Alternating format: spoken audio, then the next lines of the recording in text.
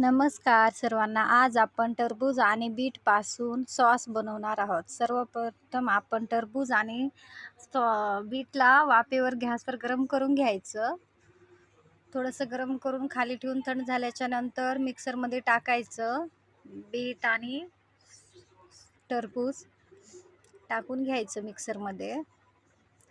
मग नंतर आपण त्यामध्ये साखर ॲड करायची. मग नंतर लगेच मिक्सरमध्ये मिक्स करून घ्यायचं.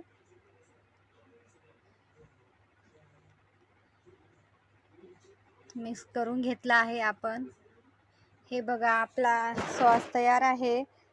एकदम तयार आहे खाण्यासाठी. बघा कसा दिसतोय आपला सॉस. आपण आपल्या मुलांना पण देऊ शकतो घरीच लगेच तयार बनवून. आणि ब्रेड सोबत किंवा चपाती सोबतही आपण खाऊ शकतो. सॉस हा कसा वाटला नक्की सांगा कमेंट्समध्ये. सॉस कसा वाटला आणि मुलांना आपल्या नक्की करून द्या.